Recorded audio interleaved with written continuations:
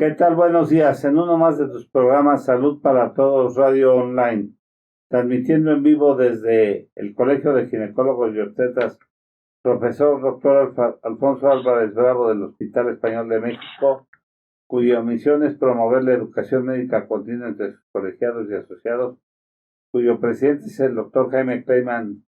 Cabe mencionar que es un programa sin fines de lucro. Nos puedes escuchar y seguir en todas las redes sociales como Salud para Todos Radio Online. Síguenos por Facebook, en Twitter, en YouTube, en Instagram, en Spotify y en todas las tiendas digitales.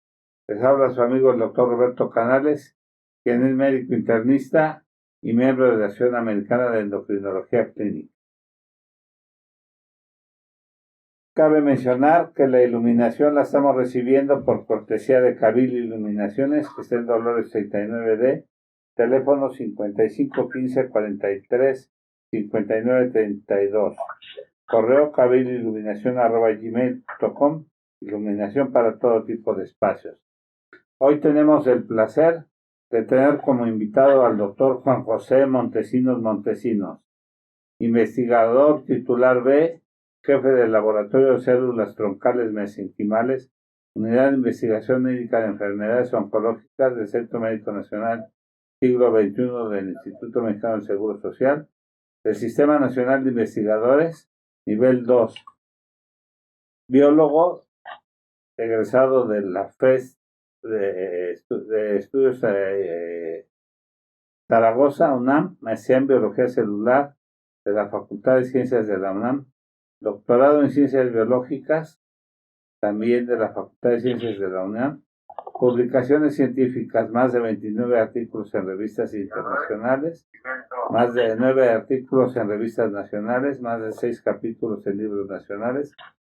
Ha recibido diferentes premios y distinciones, entre ellos Premio Dr. Luis Sánchez Medal, el mejor trabajo de investigación básica de la Asociación Mexicana para el Estudio de la Hematología, revisor de artículos en 8 revistas internacionales y 3 nacionales, evaluador de proyectos de investigación de institutos como CONACYT, IMSS, UNAM, Instituto de Ciencia y Tecnología del DF, Secretaría de Innovación, Ciencia y Tecnología del Estado de Morelos, sociedades a las que pertenece Sociedad Internacional de Terapia Celular, Sociedad Mexicana para la Investigación de Células Troncales, líneas de investigación, biología de células troncales mesenquimales y su potencial aplicación en terapia celular, biología de células troncales mesenquimales presentes en el microambiente tumoral de pacientes con cáncer. El tema que hoy nos ocupa, células madre y terapia celular. Muchas gracias por estar con nosotros, doctor Juan José Montesinos. Al contrario, doctor. Es un placer Muchísimas tenerte. gracias por la invitación. Es un tema del que hay mucha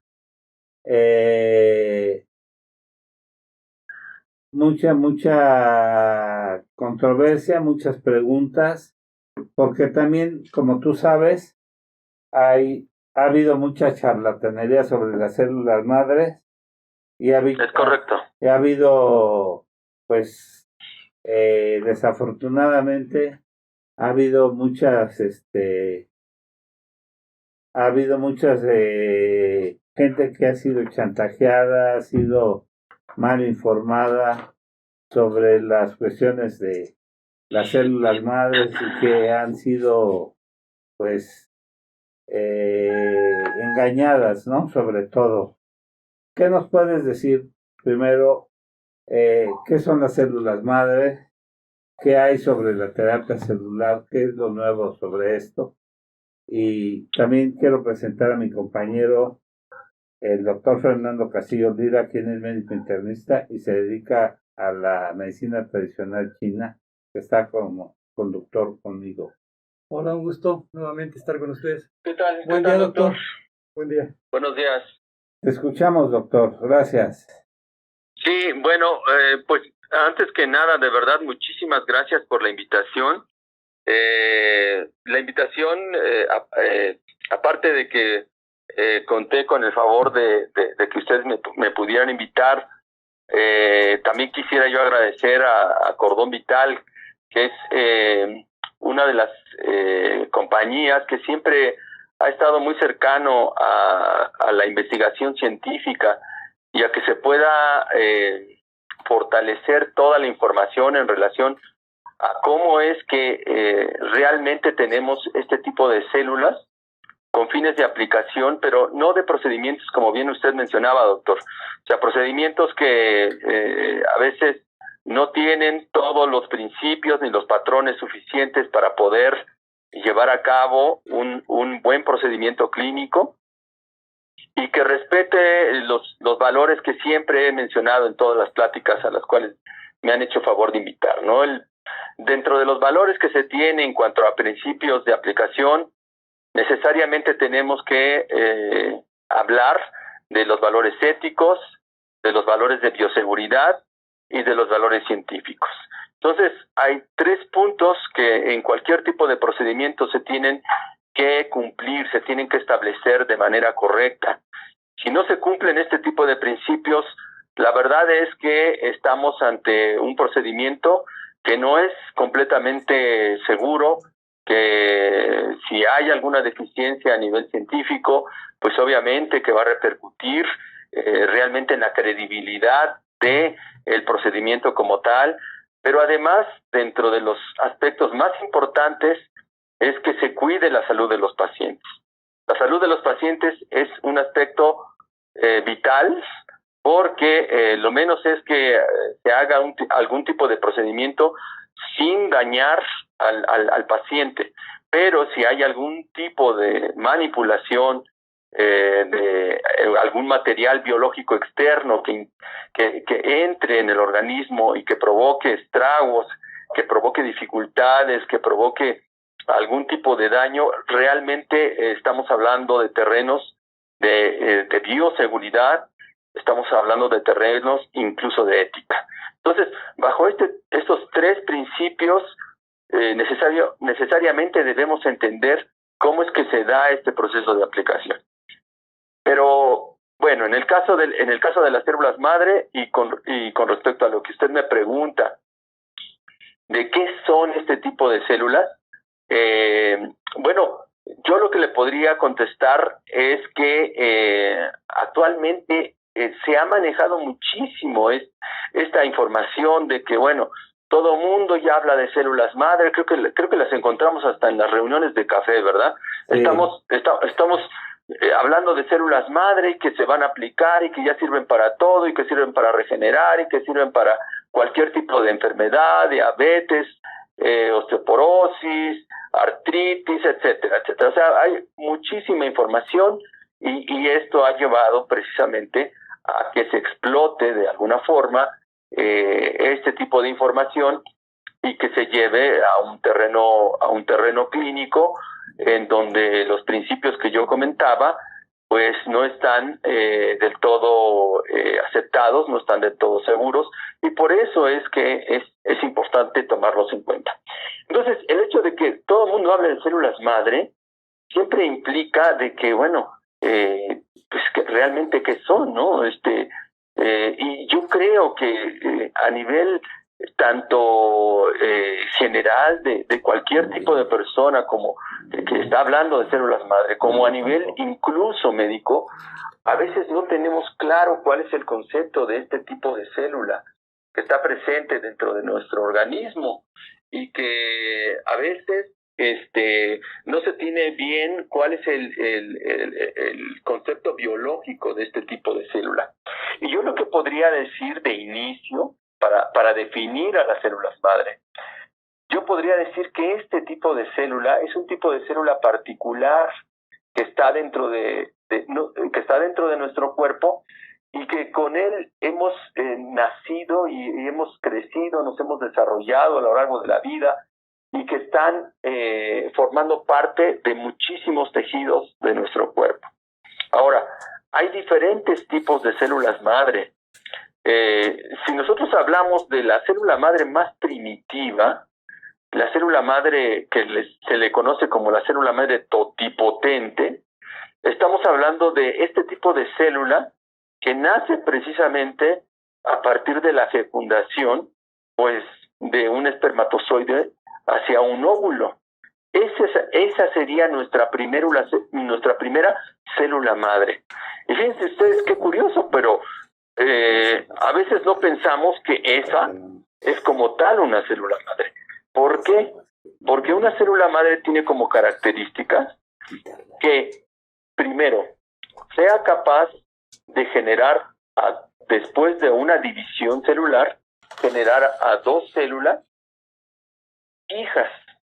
Pero lo importante es que cuando se divide y genera 2 células hijas, una de ellas tiene que ser semejante a su mamá, o sea, a la célula madre. Entonces, ¿qué significa esto? Que cualquier división celular no podemos hablar de una célula madre. Eso es lo que caracteriza a este tipo de células. Primero, si hay una división, necesariamente tengo que recuperar a la célula madre. Es por eso que cuando se divide una célula hacia 2, bueno, una va a tener características diferentes, pero la otra va a tener características semejantes a la madre. Con eso mantenemos el pool de células madre dentro de nuestro cuerpo. Esa es una primera característica. Entonces, en el caso del cigoto, ustedes bien saben que si nosotros tenemos una división celular que hasta el número de 8 células, podemos hablar de células que tienen el mismo potencial que la célula madre. ¿Qué quiere decir esto? Que aún a pesar de que haya un proceso de división, tenemos células madre totipotenciales. Entonces, este es el primer concepto. Pero el segundo concepto es que posterior a este tiempo, ahora cualquiera de estas células es capaz de originar a todo un ser vivo. Esto es, generar tanto estructuras embrionarias como estructuras extraembrionarias, como en el caso de la placenta. Entonces, si nosotros hablamos de una célula madre, pues tendríamos que incluir a la célula madre que inicia todo esto, que es precisamente el cigoto. Y el segundo tipo de célula madre se encuentra en el proceso precisamente de embriogénesis. Y dentro de este proceso de embriogénesis lo encontramos a nivel del trofoblasto, en la masa celular interna, algo que también creó muchísimo revuelo a nivel internacional, se metió a Estados Unidos, FDA, etcétera, que es precisamente un tipo de célula madre que es la célula madre embrionaria, que es cuando viene todo este principio de cuestiones éticas, si es o no capaz uno de manipular a este tipo de células, independientemente si es o con fines terapéuticos, con fines clínicos, con fines médicos. El hecho de que estemos manipulando este tipo de células, pues entra en controversias como que estamos hablando de un ser vivo, de un potencial ser vivo que en su momento pues puede desarrollar, lo puede desarrollar, ¿no? Entonces, ese es el segundo tipo de células madre, y este tipo de células madre se le conoce como célula madre pluripotencial. Y la diferencia con la célula madre totipotencial es que en este caso ya tenemos un compromiso. ¿Qué significa esto?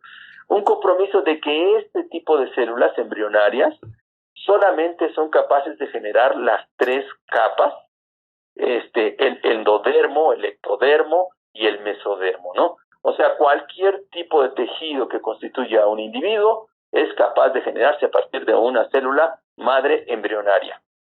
Entonces ya estamos hablando de 2 tipos de células madre. Ajá.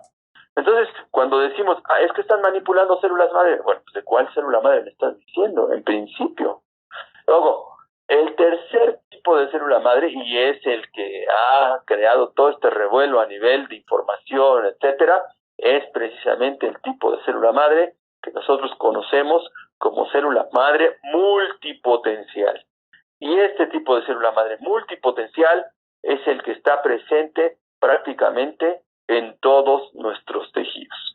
O sea, nosotros podemos encontrar células madre en el cerebro, podemos encontrar células madre en la piel, podemos encontrar células madre en el páncreas, etcétera, ¿no? Diferentes tipos de órganos. Entonces, hay unas que están trabajando mucho también en el órgano dentario, ¿verdad? es correcto, doctor, y hacia eso iba yo precisamente, que hay algunos tipos de células que son más fáciles de poder acceder a ellas, digamos, y que a partir de allí es donde se percibe que puedan ser manipuladas con fines de aplicación clínica.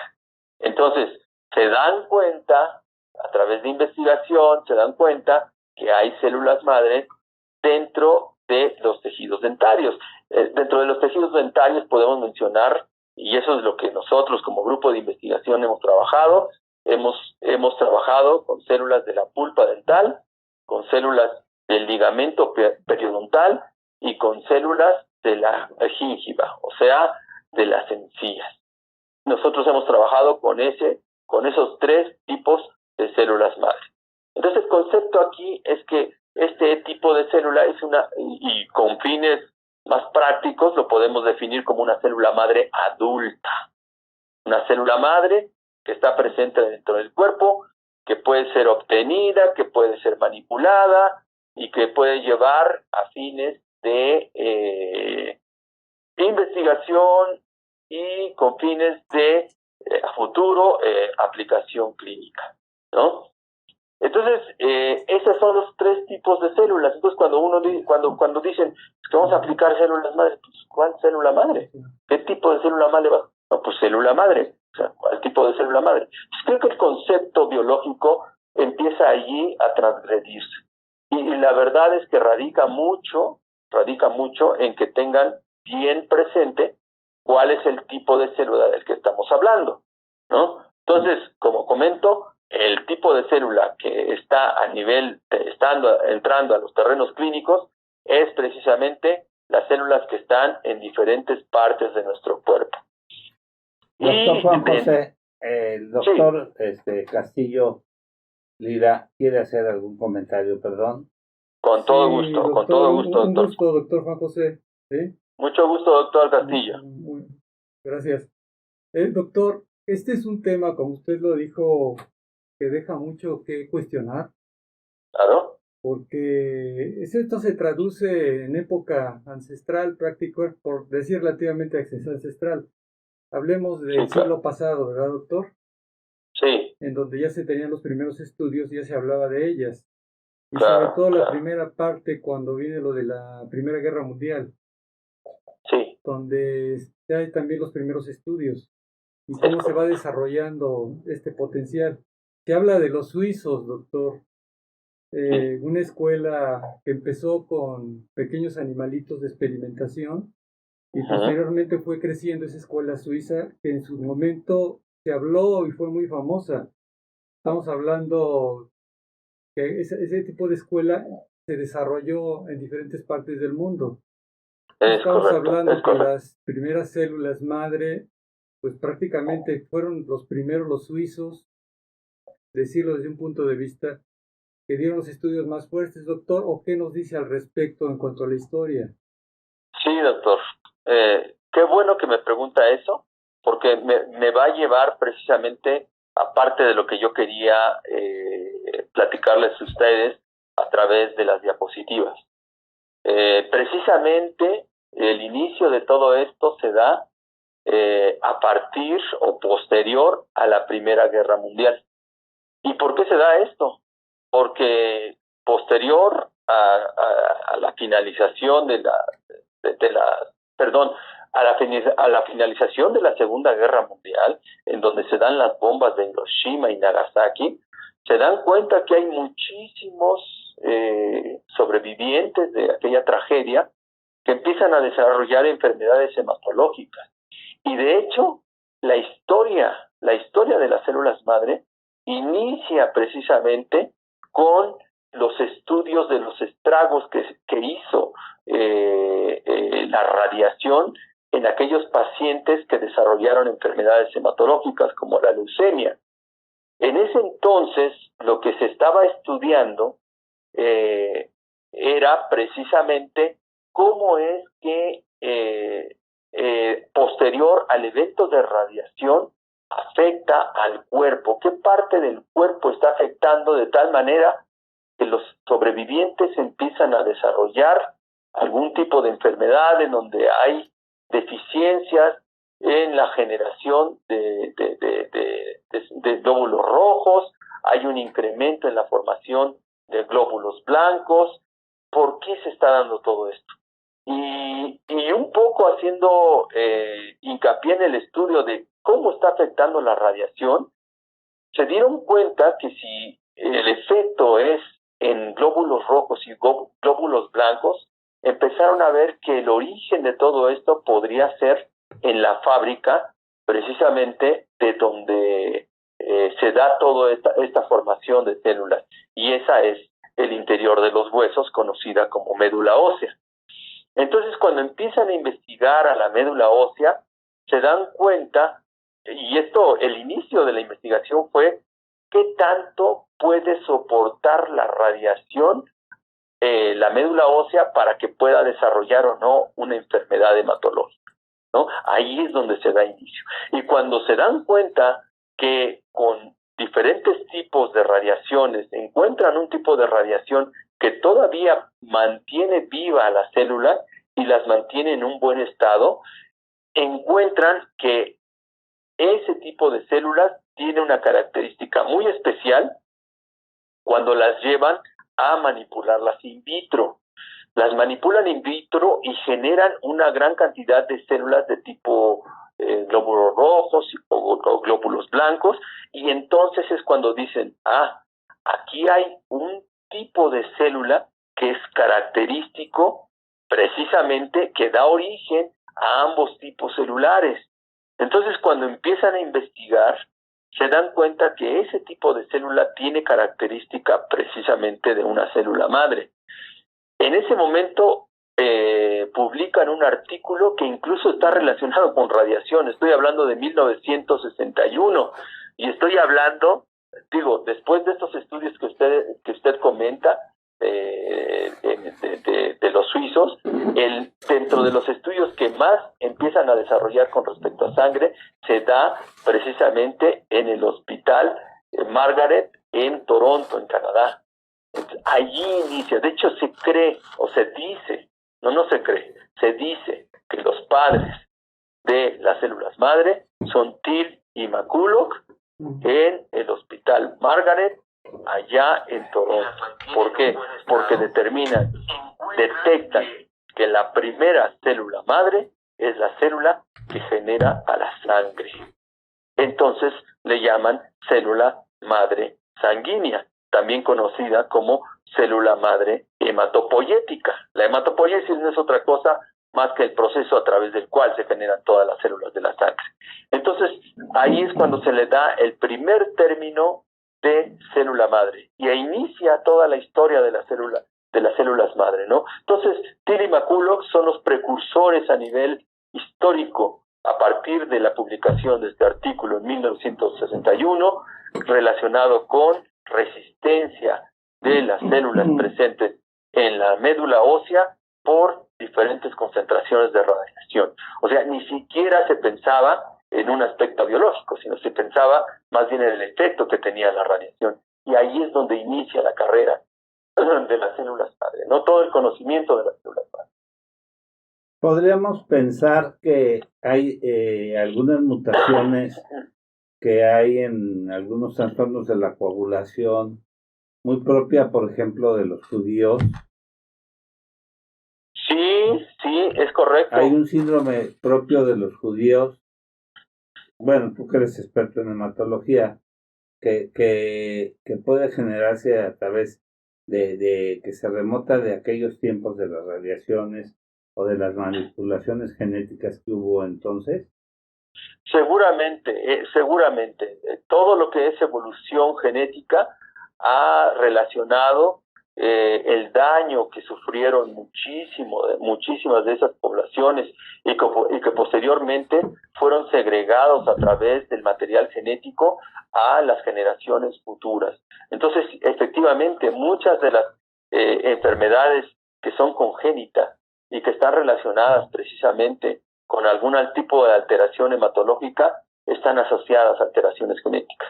Y ahora sabemos que muchas de las alteraciones genéticas están incluso seleccionadas por tipo de raza, por tipo de población. No es lo mismo una población africana que una población caucásica, que una población hispánica, ¿verdad? Entonces, sí se han visto que hay algún tipo de asociación hereditario entre la presencia de mutaciones, sobre todo en genes que están relacionados con la proliferación y la diferenciación de las células sanguíneas, ¿no? Efectivamente.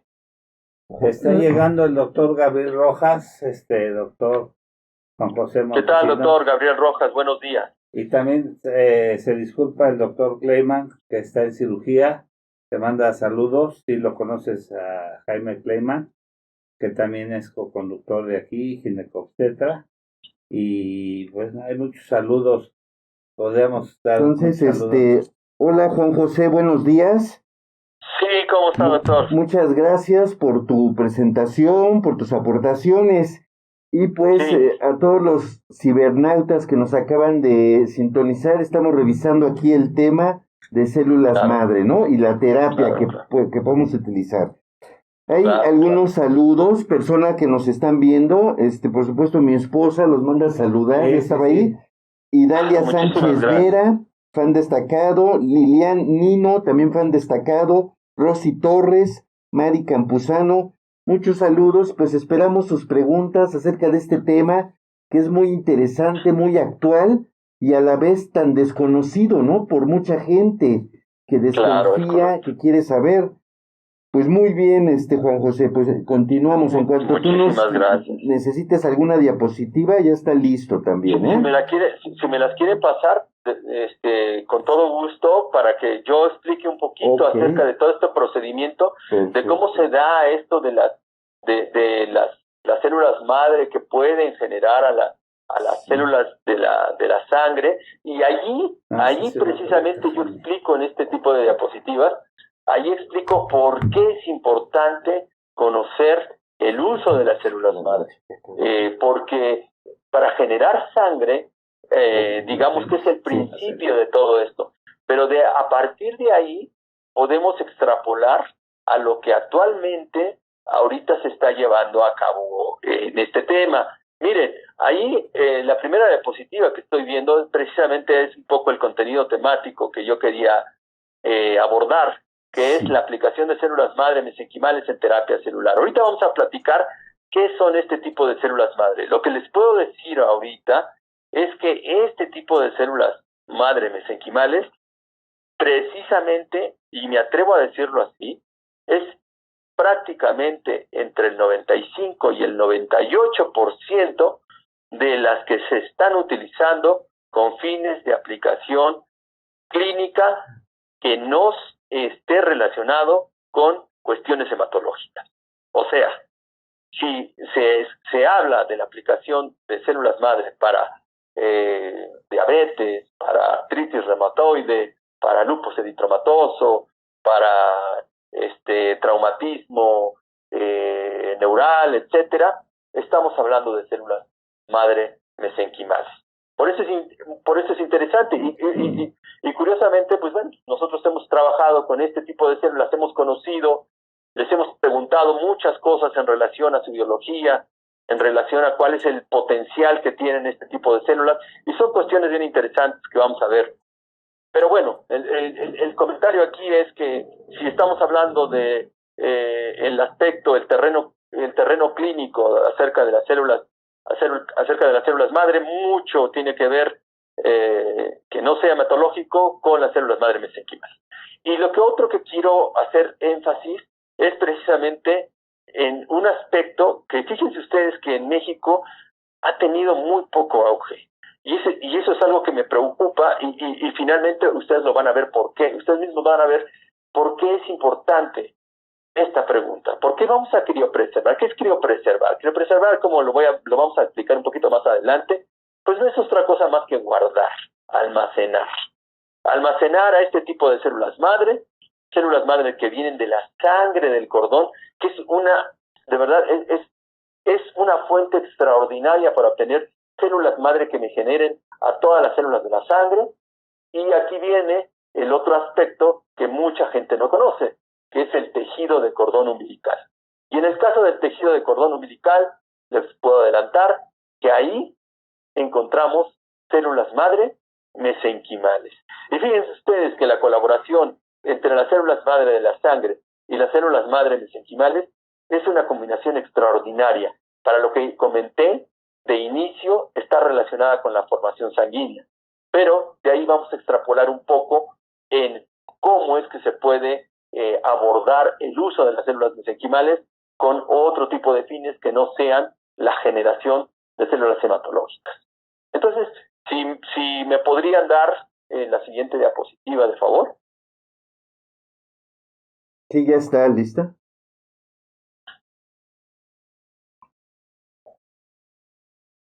Ya está lista, Juan José. No, estoy viendo todavía la primera diapositiva. Sí, tarda unos segundos en llegar la señal. Sí, sin problema. ¿Puedo ir platicando? Sí, claro. Sin problema. Ok, muy bien. Pues miren, lo que yo quería comentarles es que ahorita en México tenemos un problema muy fuerte. Tenemos un problema que está relacionado con la epidemiología a nivel mundial y está relacionado con el cáncer. Yo trabajo en el Centro Médico Nacional Siglo XXI, como cordialmente lo comentó el doctor, en el Hospital de Oncología, y conozco bien cuál es la problemática que tenemos en el hospital. Yo no soy médico, eso tengo que aclararlo. Soy investigador, pero yo tengo formación biológica. Y nos metimos precisamente en este enfoque biomédico, precisamente porque la biología, parte del entendimiento de la enfermedad, tiene que ser a partir del entendimiento de cómo se maneja la biología de este tipo de células. Por eso me interesó tanto. Pero la idea es, pues, que si quisiéramos dar algún tipo de información con respecto a la epidemiología, vean ustedes a nivel mundial, pues es la segunda causa de muerte a nivel mundial, ¿no? Aquí estamos hablando de que realmente el cáncer sigue siendo un problema de atención prioritario a nivel mundial en salud. Pero si hablamos de mi instituto, precisamente del Instituto Mexicano del Seguro Social, miren ustedes estas cifras que tenemos en el 2019. Del total de ingresos hospitalarios, el 55.6 fueron por cáncer. 55.6. O sea, estamos hablando que aproximadamente la mitad fueron por cáncer. Y de ese porcentaje, del 55.6, lo más relevante, vean ustedes, y lo más crítico, es que el 29 fue de población adulta, el 29% de esos 55, pero vean, el 70% de la población infantil y juvenil. Entonces estamos hablando que el cáncer a nivel infantil y juvenil está haciendo estragos en nuestra población. Y dentro de este tipo de cáncer, ¿cuál es el más crítico? Bueno, pues ya comentábamos, la leucemia es el cáncer infantil más frecuente, como lo muestra ahí en la diapositiva. Prácticamente abarca la mitad, el 50%, si conjuntamos linfomas con leucemias, que son parte de las enfermedades hematológicas, pues prácticamente tenemos en enfermedades hematológicas el 50% que determina la gravedad de este tipo de cáncer, ¿no?, que se desarrolla en los pacientes. Ahora, este es el problema. Ahora, ¿cómo podemos abordar este problema? Si me pasan a la siguiente diapositiva, por favor. Juan José, una pregunta. ¿Cómo no? ¿Qué mortalidad tienen con la leucemia? La mortalidad es aproximadamente de un 40 a un 60% de mortalidad. Bastante alta, ¿verdad? Sí, es elevada la mortalidad. De hecho, precisamente uno de los aspectos que se tiene con fines curativos es este procedimiento que enseguida voy a mencionar, que es el trasplante de médula ósea. Pero antes de decir el trasplante de médula ósea, quiero entrar en el contexto de por qué son importantes los dos tipos de células madre que nos permiten generar a la sangre. Y una de ellas es la que yo comenté, que es la que está a la izquierda, la célula madre hematopoyética. O sea, la célula madre sanguínea que me origina a todas las células de la sangre. Entonces, esa es la primera célula madre. Pero la segunda célula madre es la que les comento, célula madre mesenquimal, me genera a la mayor parte de todos los componentes que tienen como característica biológica principal alimentar a las células de la sangre. O sea, en otras palabras, no podemos tener un desarrollo adecuado de la sangre sin alguien que les dé las condiciones adecuadas de crecimiento, de proliferación, de diferenciación, etcétera, a través de nutrientes. ¿Y quiénes dan esos nutrientes? Pues precisamente las células madre a las que da origen. Doctor Juan José, una pregunta al respecto. ¿Cómo no? Doctor, ahorita te estás encaminando precisamente a un territorio donde está muy cautivo una gran cantidad de padecimientos de tipo neonatal, ¿sí? Claro. Entonces, que nos ha traído principalmente muchas secuelas e impactos en la calidad de vida, ¿sí? Eso es. Hablaste ya precisamente de los procesos oncológicos o cáncer, pero también, doctor Juan, de alguna manera este tipo de células mesenquimatosas o también llamadas células troncales o el tronco común de inicio desde la etapa embrionaria principalmente, que es la base y la fundamental del crecimiento, del desarrollo hacia una diferenciación celular. Ahorita el tema estás encaminándolo precisamente a la célula que es pluricelular principalmente, que es la base del desarrollo en etapa embrionaria y la subsecuente relación que tiene con la diferenciación hacia otro tipo de células especializadas, como por ejemplo el sistema que tú le comentaste hace un momento, el sistema hematopoyético, ¿no? O la diferenciación también hacia paredes vasculares, de alguna manera, o hacia la diferenciación hacia el sistema nervioso central, doctor. Es correcto. Es correcto. Es la base, ¿no? de la materia prima, en este caso humana, hablando desde el punto de vista biológico. ¿A eso te estás refiriendo? Es correcto. Comentaba yo en un inicio que teníamos 3 tipos de células madre, que era precisamente la célula madre totipotencial, que era el cigoto como tal, y posteriormente comenté acerca de la célula troncal embrionaria, que es la que da origen a las 3 capas germinales, el endodermo, el mesodermo y el ectodermo, y posteriormente decía que ese tipo de célula era la pluripotencial, y esta en particular es la multipotencial, que también se le conoce como célula troncal o madre adulta. Y en este caso, precisamente se generan de una serie de procesos de diferenciación que parten de este tipo de células todavía más antiguas a nivel embrionario, ¿no? De las que usted comenta, doctor. Entonces, sí, efectivamente estamos hablando de un tipo de célula que, curiosamente, los estudios que se han llevado a cabo en este tipo de célula tiene una reminiscencia de características biológicas de aquellas que son células troncales embrionarias. Y por eso es que se le ha relacionado con la capacidad para poderse aplicar a diferentes tipos de padecimientos en donde es necesaria la regeneración, la terapia celular de células de tejidos dañados. Entonces sí, efectivamente es una reminiscencia de ese tipo de células, pero todo parte de ahí. Entonces, si nosotros encontramos en ese tejido a estos 2 tipos de células, es porque ambos tuvieron un ancestro común. Esto es un poquito biología evolutiva. O sea, tenemos a un ancestro común, que en este caso sería una célula todavía más pluripotencial, una célula troncal embrionaria, pero la célula troncal embrionaria todavía tiene una célula origen, que es la célula totipotencial, que es donde inicia todo esto, ¿no? La fecundación del óvulo por el espermatozoide. Entonces, esta, digamos que es lo que nosotros tenemos de accesible. Comentaba yo un principio que la célula troncal embrionaria, hay muchos grupos de investigación con el que hemos estado colaborando, precisamente tratando de explotar qué características son las que tienen ese tipo de células, ¿no? Y tratar de compararlas con las características que tienen estas, que tienen un poquito más de accesibilidad, ¿no? Entonces sí, efectivamente. Sí, por eso, doctor, hace un momento cuando el doctor Roberto tomó el concepto de la mutación, y tú nos hiciste notar el aspecto de las radiaciones que se vivieron durante aquella época de la Guerra Mundial. Entonces podremos entender que el fenómeno, el aspecto principal o primordial que está afectando precisamente es a nivel de estas células troncales mesenquimatosas que van a dar pie a otro tipo de tejidos, que son la madre y son la base. De ahí parte la historia, ¿verdad? Parte de la conexión a lo que se está refiriendo. Sí, efectivamente. Y sobre todo también a padecimientos de tipo de errores del nacimiento, ¿no? Congénitos previos al nacimiento.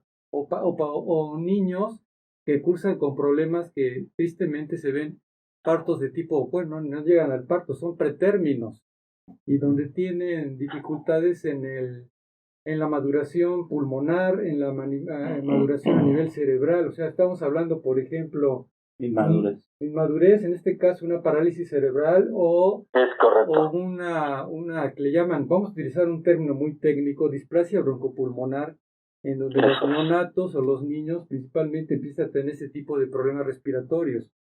Entonces creo que aquí el tema está muy bien, Juan, porque estás penetrando muy bien este concepto, porque está nuestro auditorio, de alguna manera es muy difícil que pueda comprendernos este tipo de conceptos muy técnicos, porque se pueden prestar, como se decía al principio, ¿no?, a una mala interpretación, a mal uso y mal abuso de este tipo de técnicas.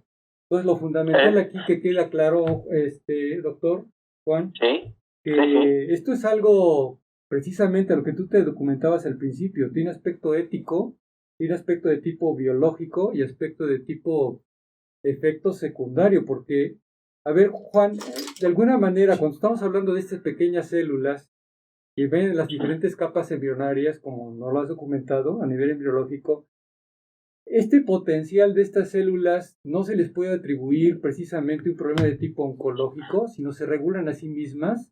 Esa es la gran premura, el gran beneficio que nos puede traer este tipo de células, al saberlas utilizar bien e indicarlas bien, que no nos causan procesos oncológicos.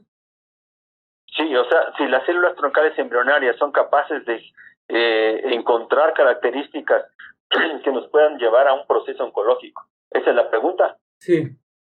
Es correcto.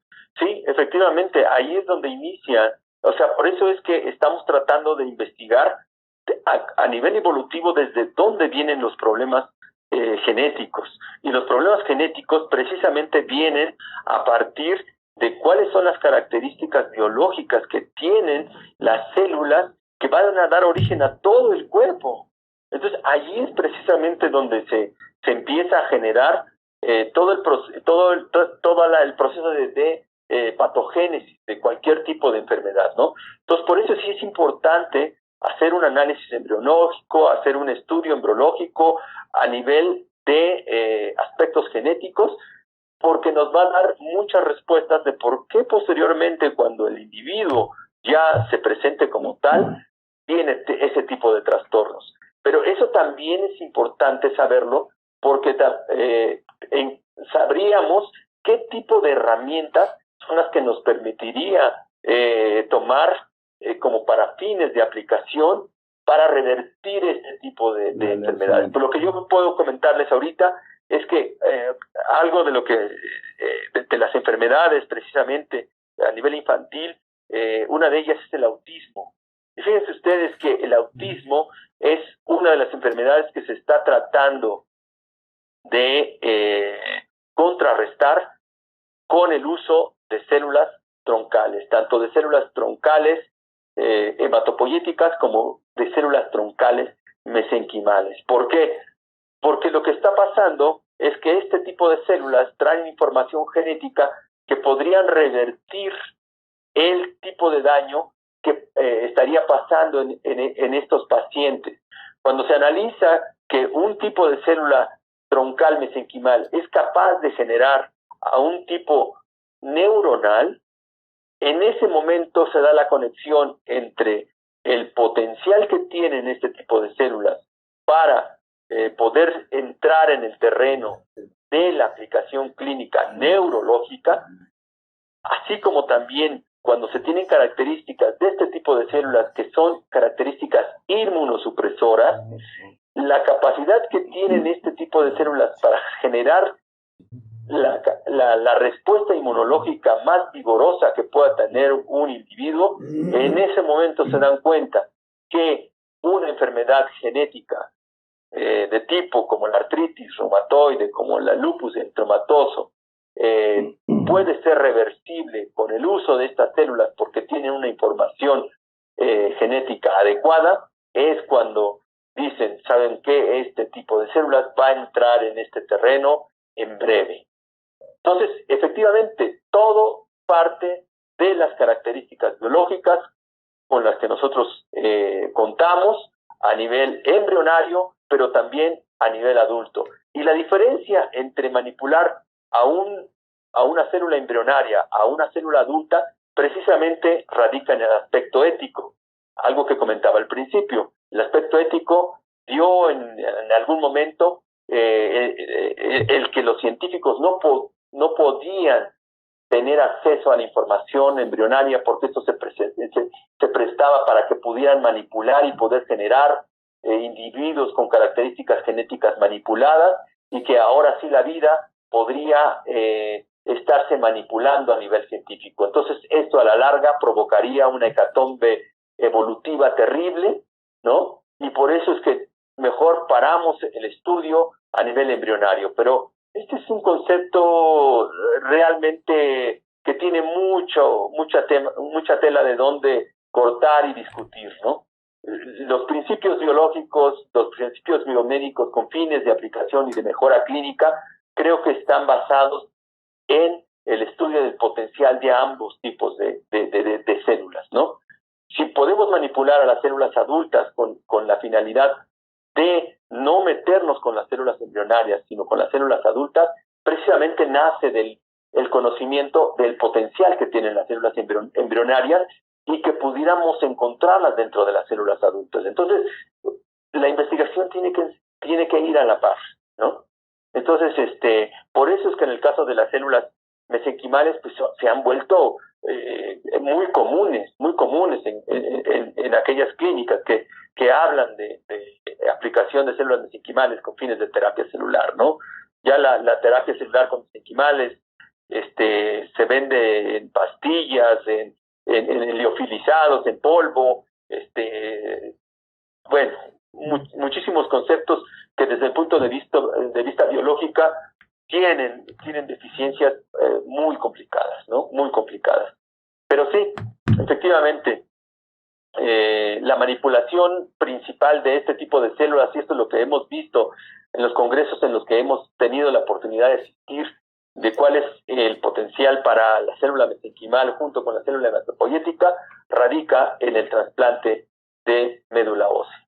O sea, para poder sanar, para poder tener fines curativos con este tipo de pacientes con enfermedades hematológicas, tenemos que manipular ambos tipos de células. Una, ¿por qué? Porque es la que genera todas las células de la sangre. Y la otra, ¿por qué? La mesenquimal, pues porque es la que alimenta las células de la sangre. Entonces, si nosotros eliminamos la mayor parte de las células que están presentes dentro de la médula ósea con quimio, con radioterapia, y después adicionamos estos dos tipos de células, pues está extraordinario, porque dejamos prácticamente vacía la médula para que pueda reintroducirse células que tienen el potencial para generar una nueva calidad de sangre que ya no tenga esos problemas genéticos por los que hacen estragos a los pacientes, ¿no? Las trombopenias, las leucopenias, etcétera. Todo este tipo de problemas que tienen este tipo de pacientes pueden ser solucionados aplicando a estos dos tipos de células con fines de generar un microambiente adecuado para que puedan crecer, para que puedan desarrollarse a las células hematopoyéticas, ¿no? Doctor, aquí el concepto de las células mesenquimatosas ahorita, entonces hablemos que son la base potencial del desarrollo, la diferenciación, crecimiento, desarrollo y diferenciación posteriormente de un conjunto de células. Entonces, en este caso, por ejemplo, tenemos las médulas óseas. Las médulas óseas, que es lo que le llaman la gente los tuétanos, para comprenderlo de esa manera. Y no es correcto. El tuétano. Que de alguna manera se ha encontrado que también esas células mesenquimales, doctor, en la universidad de la UNAM, ya tiene un buen rato, ¿verdad? Que sus primeros estudios, sobre todo en los dientes de leche que le llamaban, o que le siguen llamando por ahí, que en cuanto viene la muda, que precisamente se recomienda con cierta condición de poder guardar tu diente de leche en un banco, porque ahí existen células potencialmente mesenquimatosas que son formadoras también de hueso, por ejemplo, un problema de tipo dental para favorecer la formación de hueso, o en este caso también de cartílagos, Juan.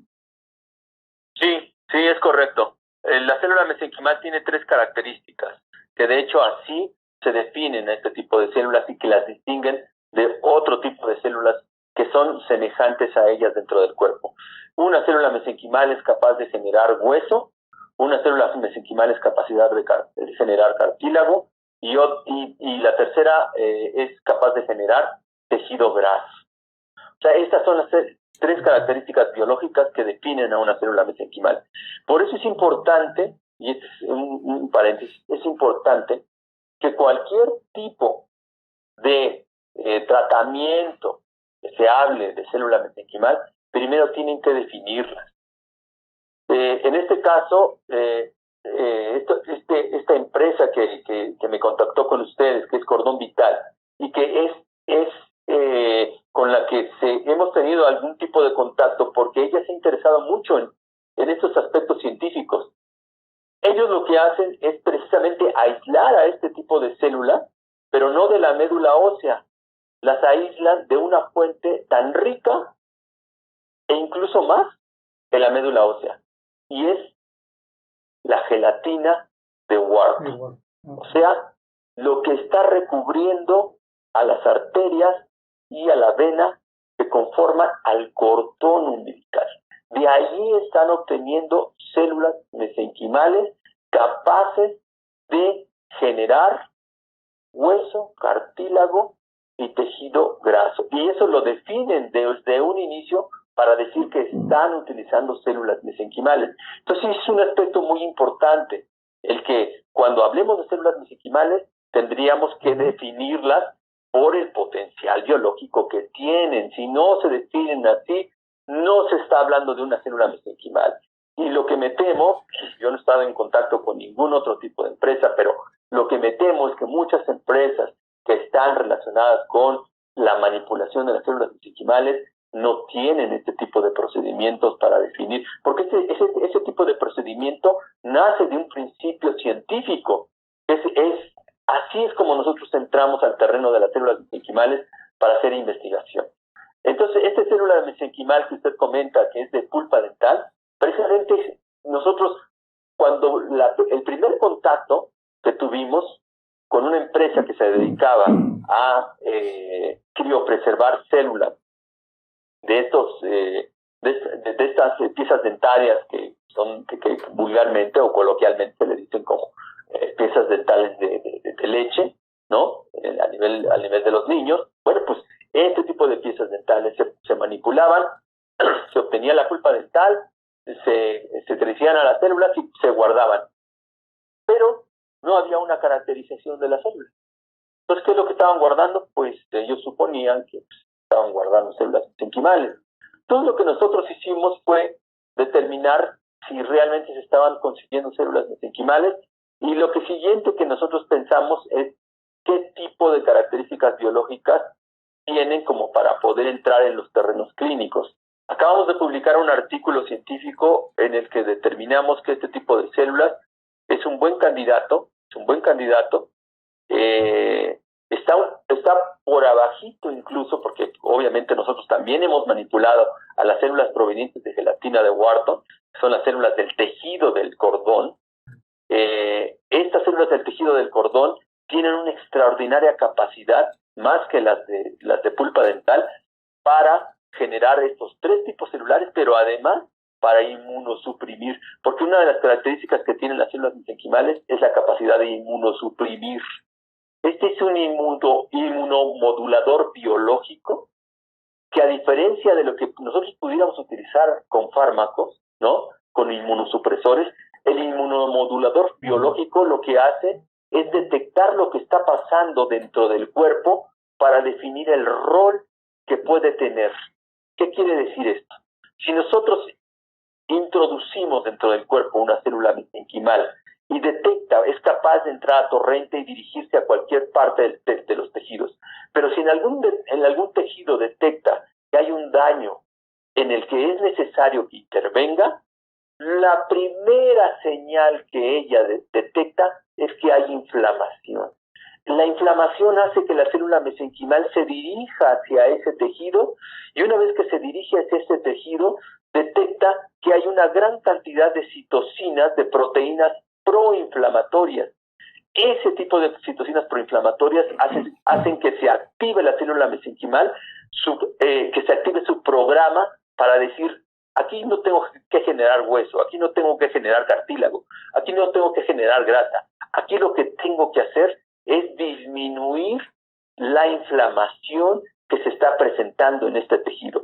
Y en ese momento su maquinaria biológica se activa para hacer una célula inmunosupresora. Esa característica es extraordinaria a nivel fisiológico. Por eso es que una célula mesenquimal, imaginemos a un paciente que tiene una enfermedad inmunosupresora, una enfermedad autoinmune, ¿no? En ese caso está habiendo una alteración de una clona del sistema inmune que está atacando a sus propias células, ¿no? Entonces, ¿qué es lo que hace la célula mesenquimal? Detecta que hay una clona maligna que está atacando a las células del organismo. Entonces lo que hace es tranquilizar. Lo que hace es disminuir esta actividad tóxica o citotóxica de este tipo de clon maligno para que no ataque más al individuo. Eso es lo que ha llevado a la célula mesenquimal a los terrenos de ser aplicada en enfermedades autoinmunes. Y si nosotros nos metemos a nivel de los clinical trials, que esta es una página en donde se registran todos los protocolos clínicos que se someten a consideración de la comunidad científica, nosotros vamos a ver que las células mesenquimales están metidas en lupus eritematoso, en artritis reumatoide, en esclerosis múltiple, en colagenopatías. Efectivamente. Entonces, todo este tipo de información precisamente parte porque esta célula es una célula que detecta, a diferencia de un fármaco, detecta cómo es que está el microambiente celular y enciende programas biológicos que permiten la regeneración o la disminución de una actividad citotóxica en contra del individuo. Esa es lo maravilloso que tiene esta célula. Ahora, esto que yo estoy comentando, y esto quiero ser muy enfático y quiero ser realmente reiterativo, estamos en protocolos clínicos. ¿Qué significa un protocolo clínico? Un protocolo clínico es un protocolo que tiene, como en un principio dije, 3 características que se deben de tomar en cuenta: bioseguridad, ética y conocimiento científico. Entonces, dentro de un protocolo clínico, por ejemplo, yo hablo de lo que estamos viviendo dentro del IMSS. Porque a lo mejor ustedes me dirán, bueno, oye, en el IMSS ya se está aplicando a la célula mesenquimal. Digo, tú que tanto estás hablando del potencial que tienen estas células mesenquimales, la respuesta es no. ¿Por qué? Porque ahorita, para que se pueda aplicar a una célula mesenquimal, necesitamos un laboratorio que tiene características que se conocen como GMP, o sea, características adecuadas de producción celular. ¿Qué quiere decir esto? Quiere decir que las células que nosotros obtengamos tienen que ser de la más alta calidad biológica para que no tengamos problemas de bioseguridad, para que el paciente no pueda tener algún otro tipo de alteración. Imagínense que si nosotros introducimos células mesenquimales que están infectadas con con el SARS-CoV-2. Bueno, o sea, eso sería terrible para alguien que ni siquiera tendría por qué ver con este tipo de enfermedad.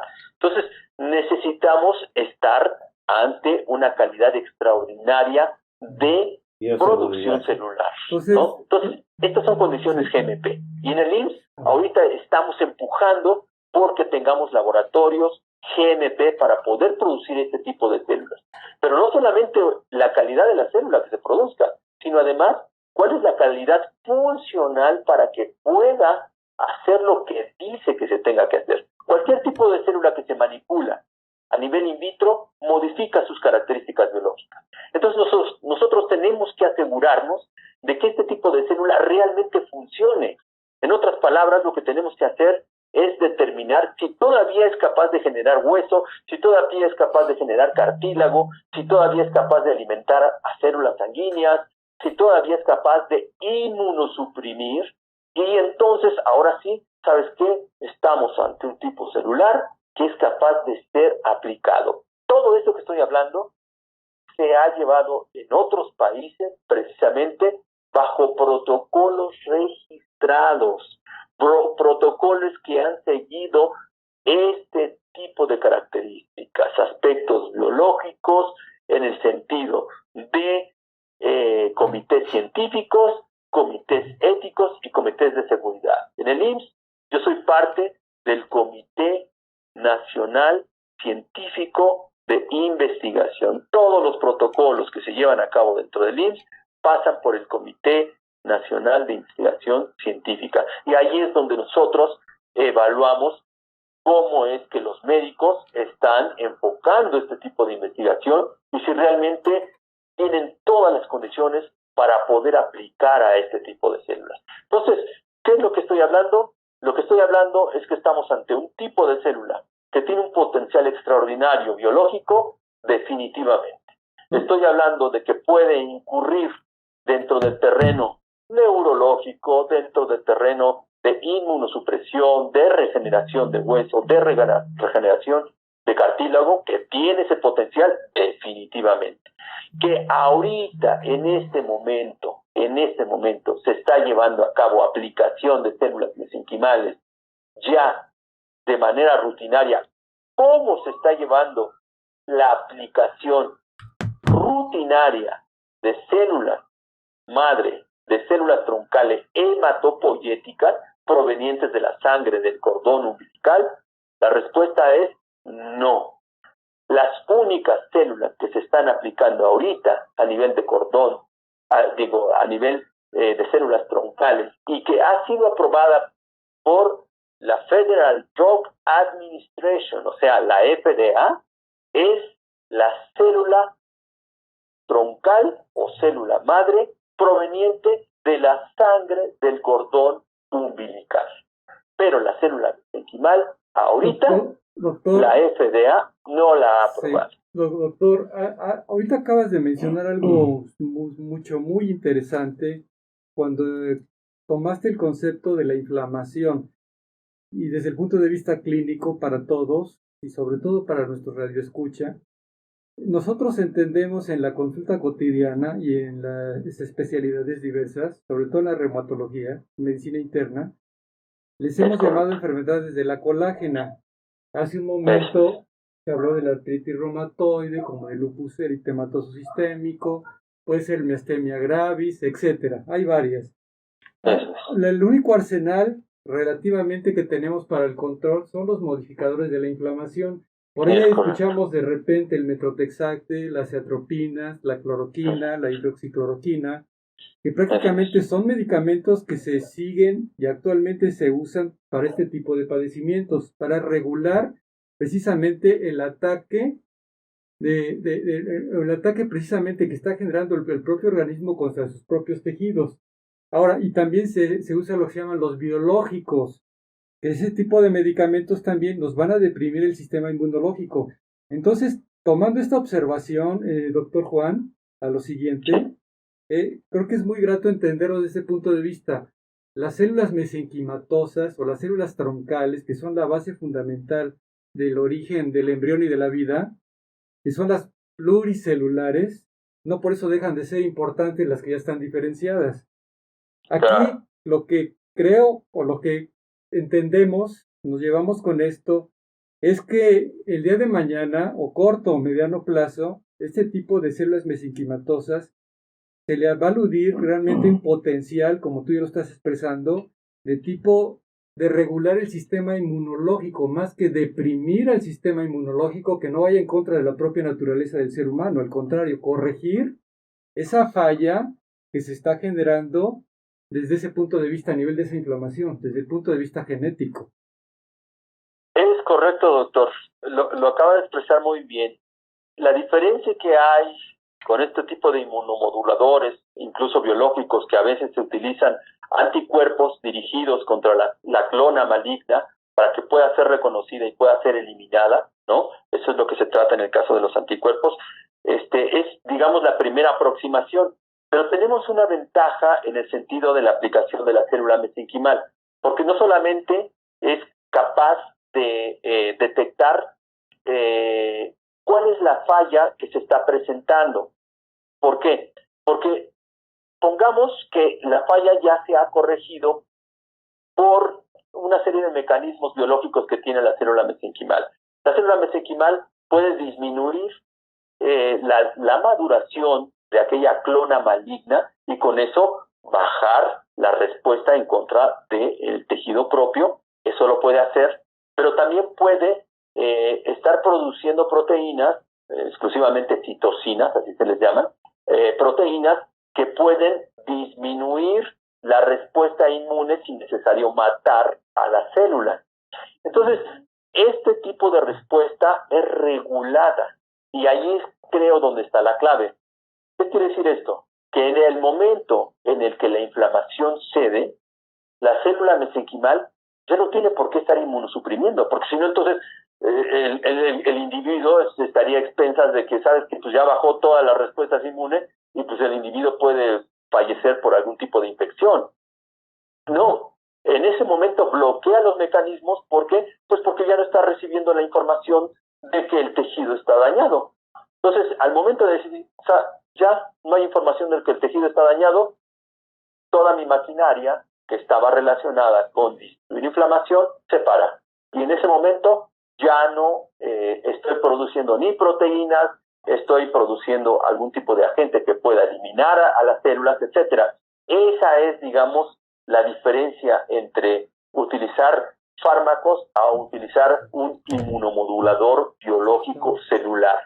Esta sería, digamos, una de los alcances extraordinarios que tiene la terapia celular. La terapia celular como tal, dentro de la medicina, se ha tenido por mucho tiempo, desde las transfusiones sanguíneas, ¿no?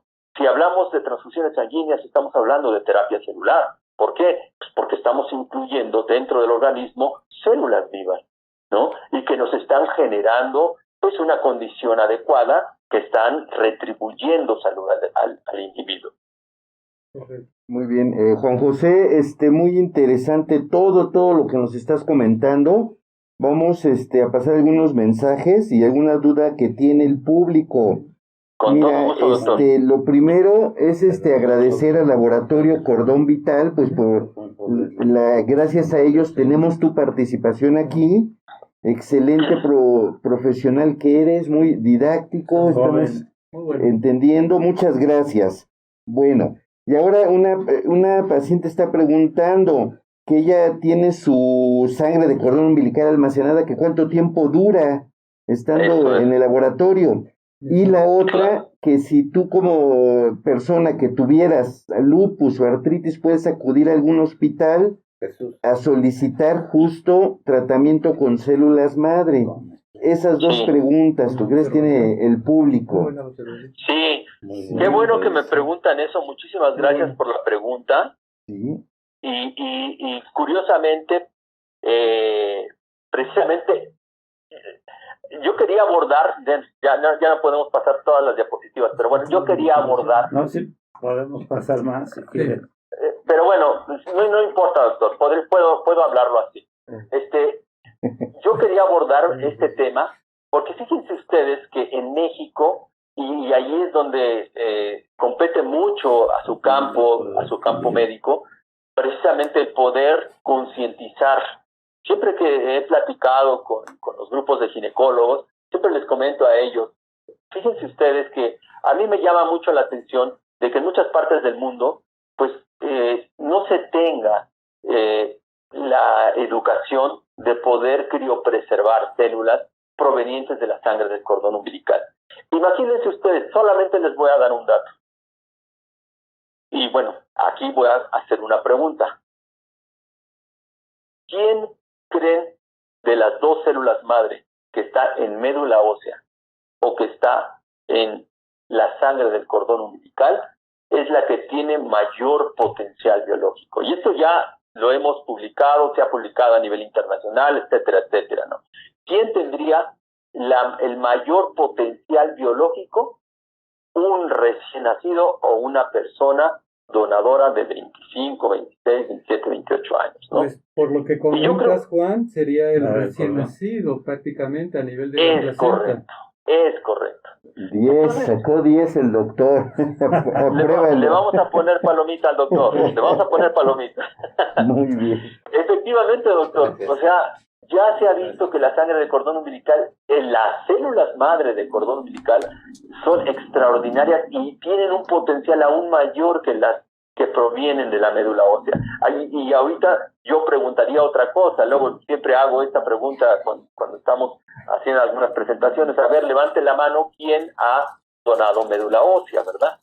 Entonces ahí es donde nos enfrentamos con otro problema. El doctor Canales. Doctor, sí. De verdad, mis felicitaciones. A pesar de que es un procedimiento invasivo, ¿verdad? Que es un procedimiento doloroso, que es un procedimiento que pues requiere, ¿no? Cierto tipo de cuidados, etcétera. Bueno, pues efectivamente. Y normalmente lo que pasa es que cuando hay donadores que son compatibles para hacer el trasplante de médula ósea, pues son dentro de los familiares. Pero cuando no hay familiares que donen médula ósea, ¿a dónde acudimos? Y eso realmente se está presentando a nivel internacional. ¿A dónde acudimos cuando dentro de los familiares no tenemos histocompatibles? O sea, no tenemos quien nos pueda donar médula ósea. Ya no es que sabes que yo sí te quiero donar. Pues sí, pero no eres compatible. Es que pregunta a la gente que dónde la puede adquirir, dónde se puede adquirir. Es muy difícil, ¿no? Bueno, ahí es donde, hacia eso iba yo, doctor. Si nosotros, bueno, hay dos tipos de donación, o bueno, no de donación, más bien de cómo podemos almacenar a nuestra sangre de cordón umbilical. El primer tipo es un banco público. ¿Qué significa esto? Significa que se puede donar a una institución de salud. Nosotros dentro del INSS tenemos un banco público que está ubicado en el Centro Nacional La Raza. Ahí tenemos un banco público de sangre de cordón umbilical. Lo que les puedo decir de este banco público de sangre de cordón umbilical es que se han hecho procedimientos de trasplante de médula ósea con la sangre de cordón umbilical y que han tenido muy buenos resultados. O sea, en México ya lo estamos realizando. Entonces lo que yo digo es, ¿por qué no tenemos esta educación, esta cultura de que cada vez que nazcan nuestros bebés, pues poder almacenar la sangre? Ahora, esta es una forma. La segunda es como lo que están haciendo nuestros amigos de cordón vital. O sea, guárdenla en un banco familiar. Esa es la otra forma. O sea, si no quiero llevarla porque quiero que la sangre de mi niño, de mi bebé, esté almacenada en un banco, aquí se conoce como familiar, bueno, pues guárdenla en un banco familiar. Esto siempre les digo, oiga, doctor, cuando me dicen, doctor, ¿usted recomienda guardar la sangre del cordón umbilical porque voy a tener a mi bebé? Pues totalmente les digo, oiga, ¿usted compraría un seguro de auto? Digo, porque nosotros compramos un seguro de auto, pues obviamente pensando en no utilizarlo, o no sé si alguien piense en que va a utilizarlo, ¿verdad? Nosotros pensamos comprar, digo, pues, Dios quiera y no, pero pues nunca lo utilizamos, ¿verdad? Es lo mismo. O sea, si usted guarda su sangre de cordón umbilical y hay algún problema que se pueda presentar a futuro, saben que ahí tienen tienen el potencial biológico para poder utilizarlo.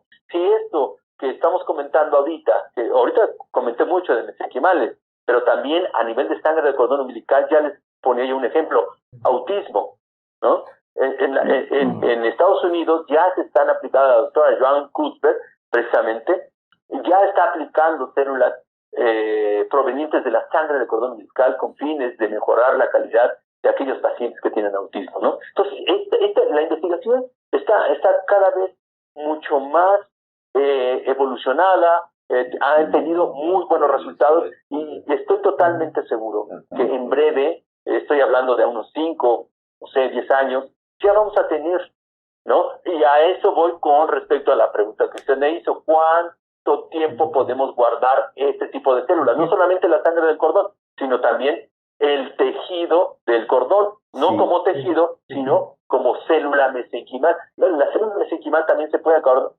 guardar. Cordón umbilical tiene ambos tipos de criopreservación, tanto la sangre como el tejido del cordón, y las guarda a nivel individual. Entonces, ¿cuánto se puede guardar? Lo que yo les puedo decir es que el primer banco de sangre de cordón umbilical, es donde tenemos unidades guardadas, bueno, se tienen unidades guardadas, es en Nueva York.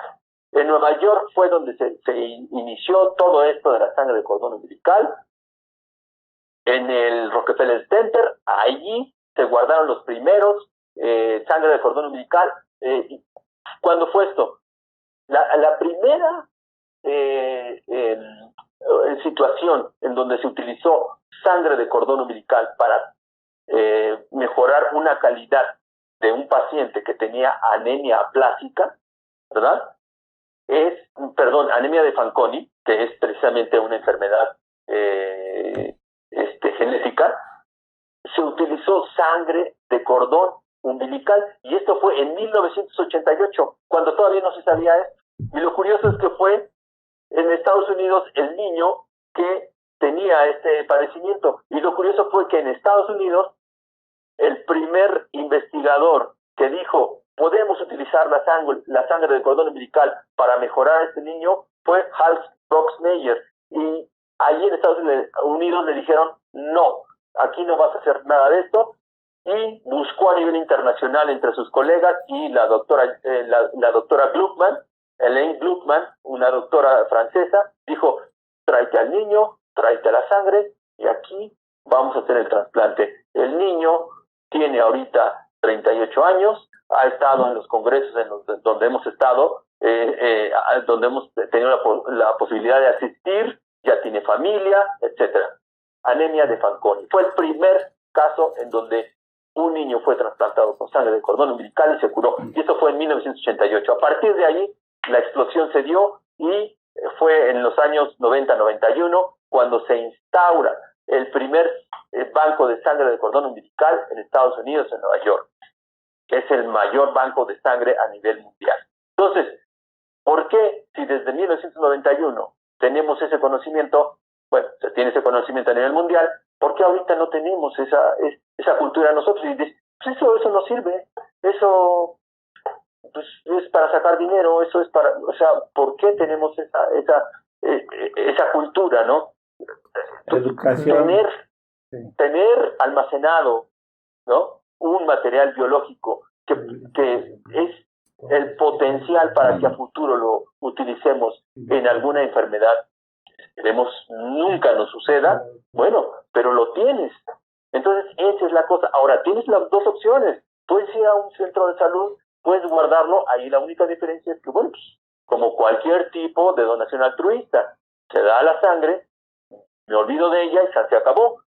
Y en el caso de un banco familiar, pues obviamente pues, pagamos como un seguro. ¿Sabes qué? Quiero guardar la sangre para mi familia, para mi bebé, ¿no?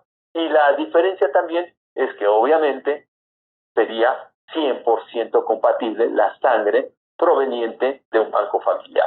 Esa es la gran diferencia que en un banco público. En un banco público, pues se ve cuál es la sangre más afín, más compatible, y es la que se utilizaría. Entonces, la pregunta es, ¿cuánto dura? Desde 1981 hasta la fecha es lo que tenemos en realidad, lo que ha durado, y todavía se tienen con muy buena buena viabilidad y calidad a las células. Pero lo que sabemos científicamente es que las podemos guardar hasta 100 años y no pasa absolutamente nada. Una muy buena calidad para que las células estén listas para utilizarse en este tipo de protocolos. Doctor Juan José, una pregunta te tengo.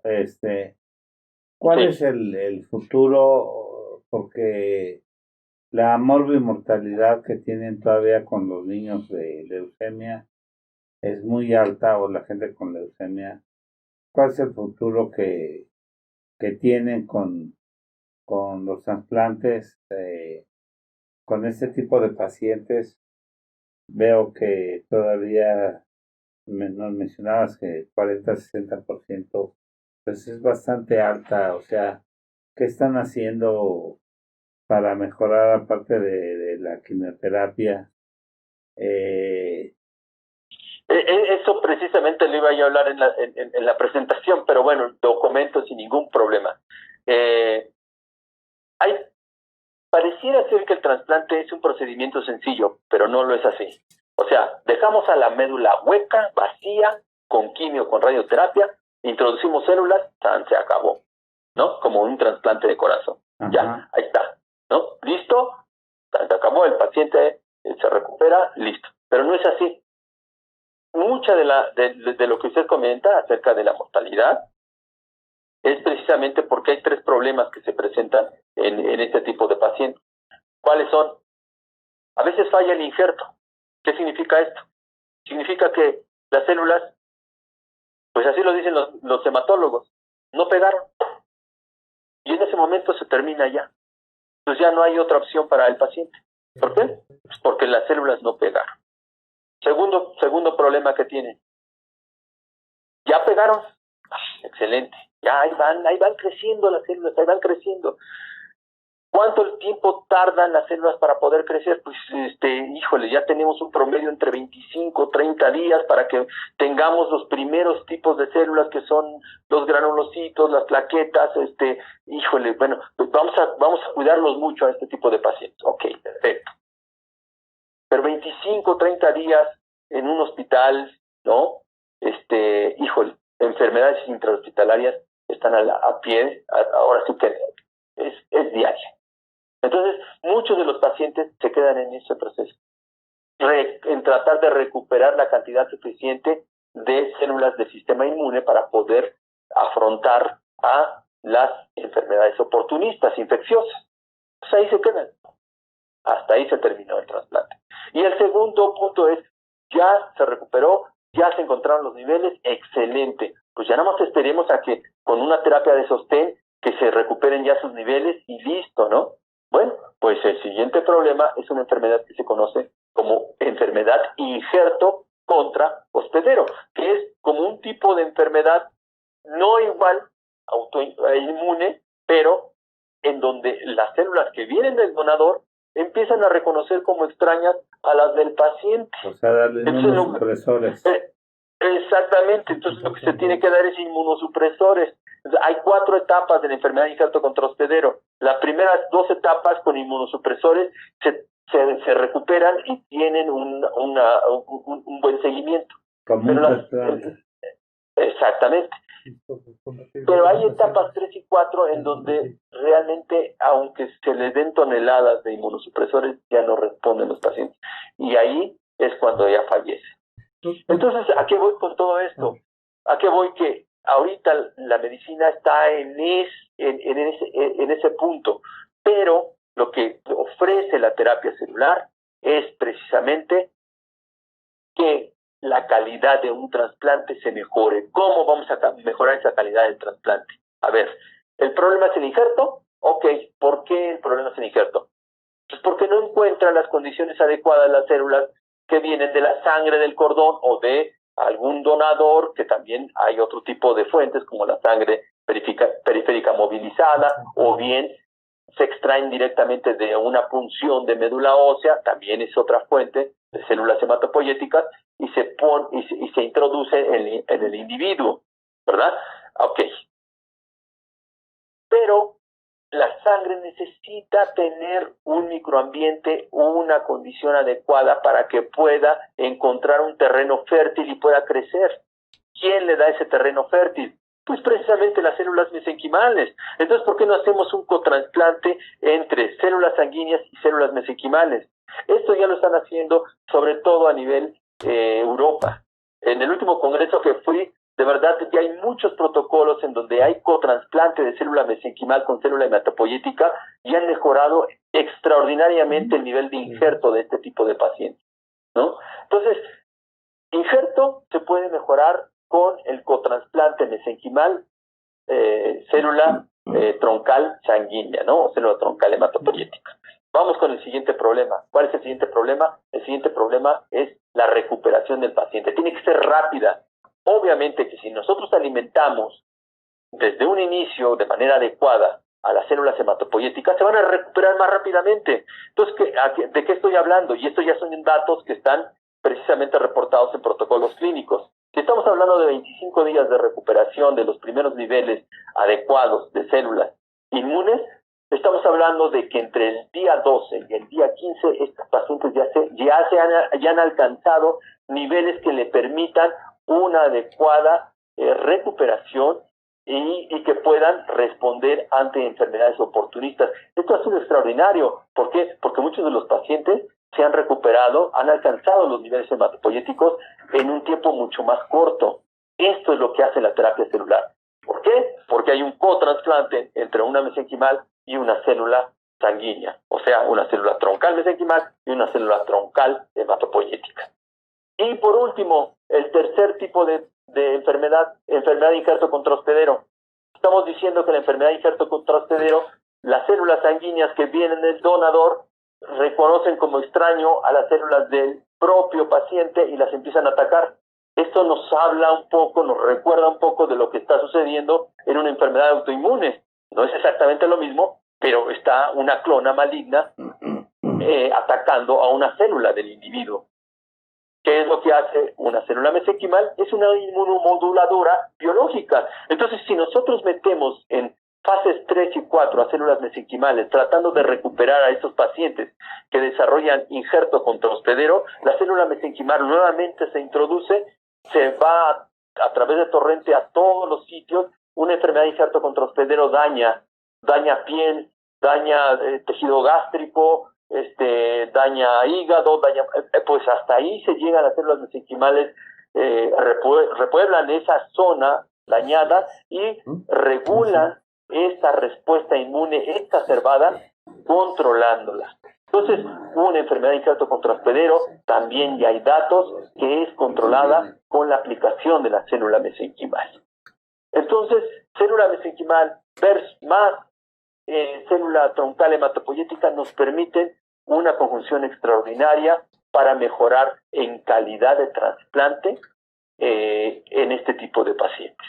Por eso es que nosotros estamos tratando de empujar que tanto la célula mesenquimal como la célula hematopoyética se puedan mantener, se puedan criopreservar con fines de que se puedan utilizar en los protocolos que a futuro estamos por arrancar, ¿no? Nosotros, mi laboratorio se llama Laboratorio de Células Troncales Mesenquimales y precisamente dentro del IMSS soy de los investigadores que están empujando muchísimo todo este tipo de generación de calidad de las células mesenquimales para meter protocolos clínicos que ya seamos un país que no solamente Holanda, Francia, Alemania, sea la gente que está utilizando este tipo de protocolo, sino que también nosotros entremos en ese terreno para mejorar la calidad de los trasplantes. Vean ustedes los porcentajes que yo les mencioné, porcentajes tan elevados de este tipo de pacientes que tienen enfermedades hematológicas. Doctor Juan, a ver, ahorita me llega a la mente este concepto. Estás comentando es la unificación de la troncal mesenquimatosa con la hematopoyética. Es correcto. Para tener mejor respuesta y menos rechazo, y se adapte y se regenere el tejido y responda.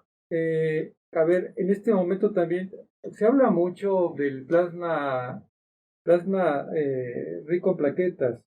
Estamos hablando de aspectos de tipo hemático, de tipo sanguíneo. Estamos hablando quizá aquí también de médulas óseas. ¿Cuál sería la diferencia en este tipo de célula regeneradora que se habla mucho de la restitución o el aporte sobre los cartílagos, siempre y cuando existan todavía células generadoras de cartílago a nivel de hueso? Entonces, ¿cuál sería la diferencia a este tipo de troncal hematopoyética a el plasma rico en plaquetas que se está utilizando también, doctor Claro, Juan? claro, sí. Ese es un concepto que se ha también manejado mucho a nivel clínico, y yo diría desde el punto de vista biológico que hay una diferencia muy clara. El plasma rico en plaquetas, estamos hablando de lo que se ha producido por parte de una célula y que está contenido dentro de un fluido que puede ser utilizado con fines terapéuticos. Y la diferencia de utilizar a una célula viva, de una célula que permita reconocer cómo está el microambiente, es que ella empieza a producir por sí misma la cantidad de proteínas que necesita el tejido para poder regenerarse. Son dos cosas diferentes. En el caso de las plaquetas, efectivamente se ha visto que tiene el potencial para despertar aquellas células que están dentro del tejido, despertarla, ¿no? Y que puedan proliferar y puedan mejorar, puedan regenerar al tejido correspondiente. Ajá. Aquí hay algo que se necesita tomar en cuenta, que las células que están dentro del tejido tengan el potencial adecuado para que pueda ser despertado por lo que le está diciendo, ¿sabes qué? Vuelve a proliferar, vuelve a regenerar, vuelve a producir matriz extracelular, colágeno, etcétera, para que pueda regenerarse la zona. Pero necesitamos que la condición de la célula que está ahí presente sea la adecuada. Pongamos que no tenga ni la condición funcional adecuada, ni la cantidad adecuada. Ese es uno de los inconvenientes de utilizar este tipo de procedimiento, que si encontramos las condiciones adecuadas, es un procedimiento que ha resultado, porque también hay publicaciones al respecto del uso de este tipo de fluido. Pero la diferencia con una terapia celular es que la terapia celular, ella misma va a generar los propios tipos celulares que nos permiten, los propios componentes, tanto proteicos como celulares, porque la misma célula es capaz de dividirse y de regenerar en la zona por repoblación del tejido dañado. Este es uno de los aspectos que también tiene este tipo de células, y que en un fluido pues simplemente tenemos un concentrado de hormonas, de proteínas, de citocinas, etcétera, que simplemente van a servir como activadores de células que ya están presentes dentro del tejido. Pero si ya están sin funcionalidad, esa es la diferencia. En este caso, estamos reparando a través de una célula nueva, de una célula que me permita regenerar un tejido nuevo, y de la otra estamos tratando de que el mismo tejido tenga el potencial todavía de regenerarse de manera propia. Esa es un poco la diferencia. Y fíjese que ahorita pensé que también iba a llevar el campo a lo que está pasando en la enfermedad que pues ahorita nos está atacando precisamente, ¿no? Que es el COVID-19, a partir del SARS-CoV-2, ¿no? De este virus que está siendo letal, y que curiosamente el punto crítico de aquellos pacientes que están falleciendo es precisamente por una, digámoslo así, una neumonía letal. ¿Por qué? Porque hay un procedimiento que se llama tormenta de citocina, que hace que ya no haya una regulación por parte del cuerpo ante tanta cantidad de lo que está tratando el sistema inmune de producir para eliminar al virus. Pero es tanta la cantidad de citocinas y tanta la cantidad de productos proteicos que están produciendo el sistema inmune, por eso se le llama tormenta de citocinas, que hace que esta tormenta de citocinas sea letal para el paciente. Entonces, ¿qué es lo que está pasando?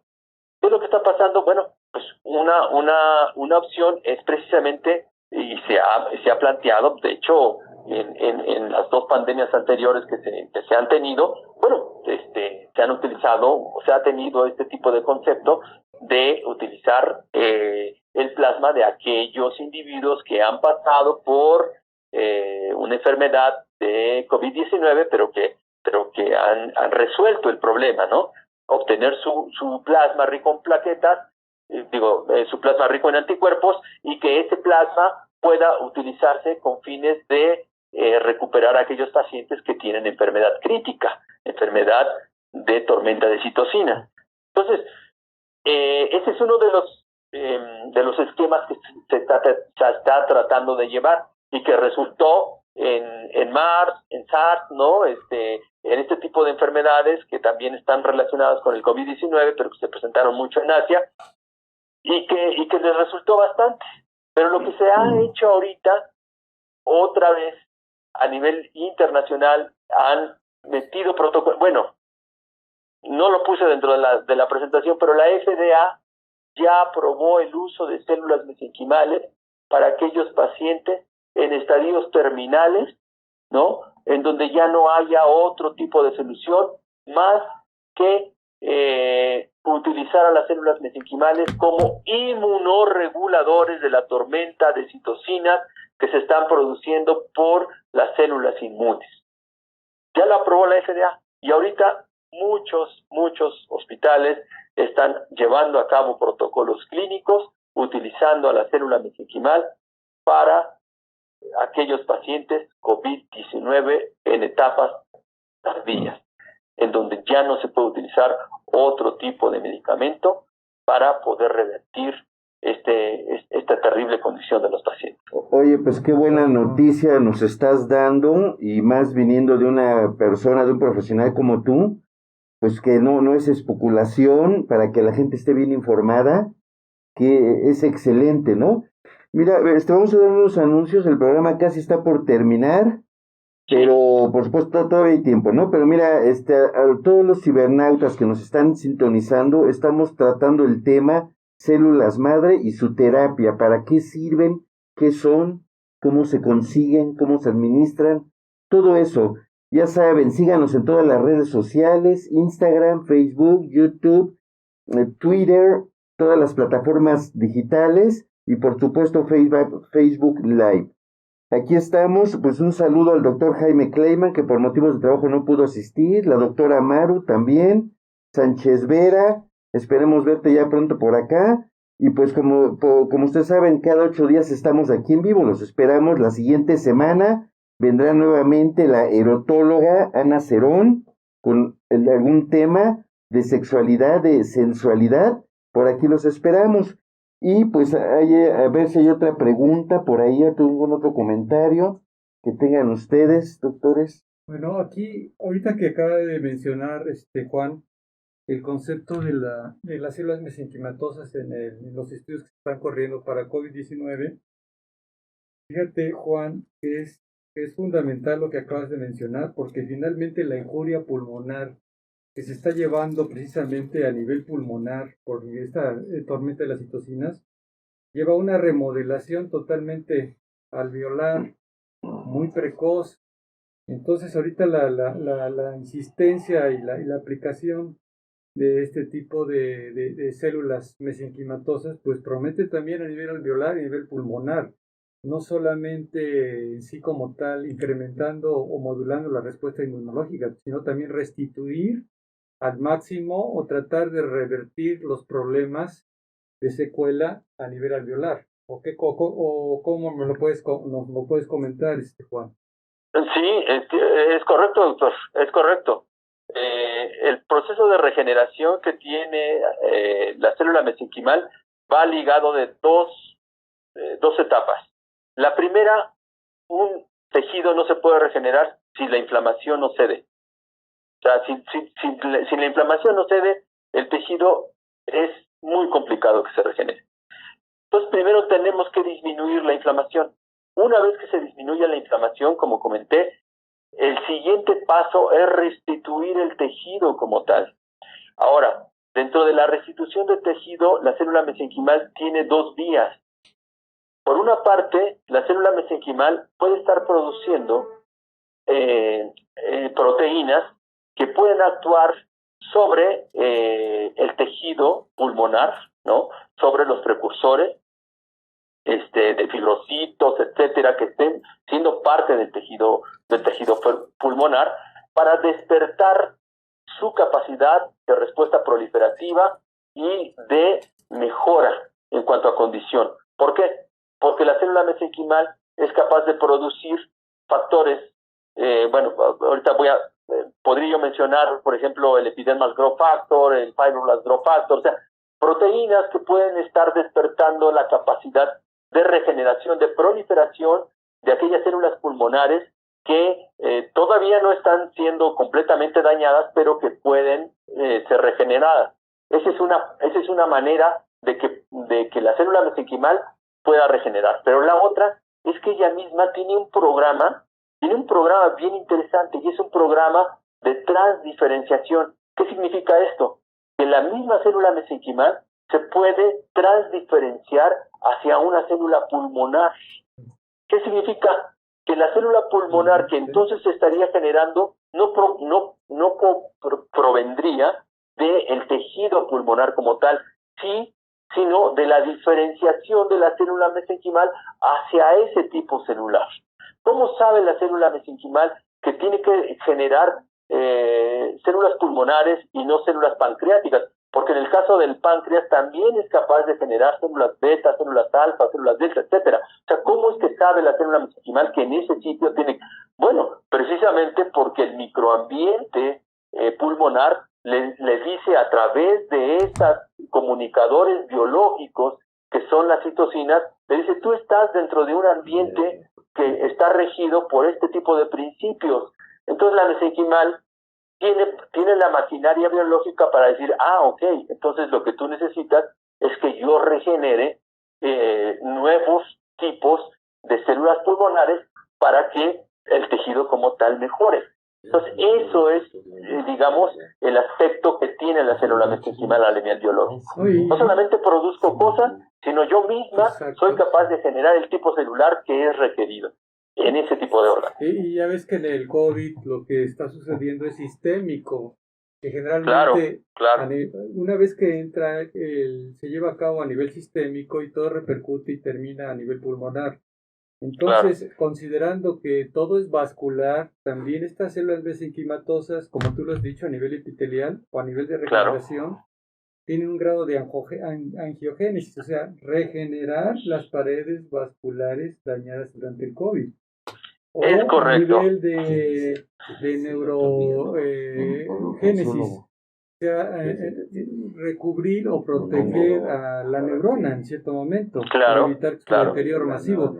Porque también lo que sí he estado viendo en esos cuadros tan difusos y tan diferidos, muy confuso el cuadro clínico, últimamente también estamos encontrando pacientes que empiezan a tener confusión mental y deterioro mental de tipo cognitivo, y nada que ver con el comportamiento masivo de insuficiencia respiratoria. Entonces el paciente tiene también la tendencia a complicarse a nivel psiquiátrico y neurológico, y termina el paciente no necesariamente el evento en la tormenta citocénica en el pulmón de la citocina, sino termina con un evento vascular cerebral masivo y un daño neuronal muy importante y deterioro cognitivo. Entonces creo que esto nos da en el futuro, Juan, prácticamente el poderlas utilizar en etapa, digamos, ya tanto nada más preventiva, no nada más de aspecto de tratamiento. Una expectativa muy buena, Juan, ¿o no? ¿O qué opinas? Totalmente de acuerdo. De hecho, la principal función de ese tipo de células va a ser correctiva. O sea, sí va a ser en el sentido de que, por ejemplo, en el caso de la médula, si las utilizamos desde un principio, vamos a tener condiciones mejores para los trasplantes. Pero en el caso de aquellos tipos de órganos, de tejidos que están siendo dañados, precisamente entra en el campo de lo que se conoce como medicina regenerativa. Y la medicina regenerativa es propia también de la célula mesenquimal. Entonces, estamos ante un tipo de célula que puede ser muy manipulable, y esto por eso es que compañías biotecnológicas a nivel internacional están invirtiendo millones de dólares en el tratar de manipular a este tipo de células y poder obtener productos a nivel biológicos que puedan ya ser comercializados con fines de todo esto, ¿no? Pero no se ha llegado a este tipo de boom comercial biotecnológico precisamente porque muchos de estos protocolos están en desarrollo. Pero yo sí soy de los que piensan que entre 5 y 10 años vamos a tener un boom a nivel médico impresionante, y la medicina regenerativa va a ser una de las piezas claves en las que va a interactuar la célula mesenquimal por el potencial biológico que tiene, ¿no? Entonces, sí, efectivamente, digo, otra de mis ramas en la que estamos trabajando ahorita en el Hospital de Oncología es precisamente la contraparte de la célula mesenquimal. Ahorita que hablaba de la generación de nuevos vasos, imagínense la presencia de células mesenquimales que tienen todo este potencial a nivel tumoral. Si nosotros este tipo de células logramos de alguna manera manipularlas e impedir que favorezcan el crecimiento tumoral. ¿Por qué pueden favorecer el crecimiento tumoral? Porque si tienen la capacidad de inmunorregular, pues obviamente que las células que van a atacar al tumor, pues van a ser eliminadas. Esa es una. Y la otra, si el tumor quiere expandirse y quiere llegar a otro tipo de zonas, que es este proceso que se conoce como metástasis, una de las vías es precisamente la generación de nuevos vasos, y la mesenquimal es capaz de generar nuevos vasos. Entonces, si el tumor, ahí en ese momento, el tumor empieza a comunicarse con la célula mesenquimal en favor de ella, bueno, esto es algo terrible, ¿no? Entonces, la mesenquimal definitivamente tiene que ver con el desarrollo tumoral, y ahí es donde también estamos viendo de qué manera podemos manipular a la célula mesenquimal con fines genéticos para poder eliminar al tumor y que no sea amigo del tumor, sino más bien que sea su enemigo. ¿Por qué? Pues porque primero las manipulamos y después hacemos que elimine al tumor de manera directa. Entonces, esta es otra de las cosas que hemos estado tratando de hacer a nivel de investigación en el Hospital de Oncología del siglo XXI. Oye, Juan José, pues estamos ya a punto de finalizar el programa, y una de las preguntas todavía muy importantes, te está preguntando un paciente que cuánto cuesta almacenar la sangre del cordón, que dónde la puede almacenar. Por supuesto que existen dos opciones, como tú nos lo decías, uno a nivel privado en algún banco, como el de nuestros amigos de Cordón Vital. Lo vamos a poner en contacto con ellos, pues para que sepan qué costos, qué beneficios, qué alternativas tienen. Y algún banco público, como en el caso del Seguro Social, o algún otro banco donde se pueda a nivel público, y que, como lo aclaró Juan José, ahí es donación, ahí es altruismo. No precisamente esa sangre es para ti. La del medio privado sí, es exclusiva para ti. Ok, amigos, pues casi se acabó, Juan José. Terminamos. No sé si, doctor, nada más una última cosa, esto que está usted comentando, sí. si producción puede pasar la última diapositiva, ahí están precisamente todos los datos de información de Cordón Vital, en la última diapositiva, no sé si la puedan pasar, sí, pero bueno. La están buscando. Bueno, pues más adelante a ver qué día nos acompañas de manera presencial, Juan José.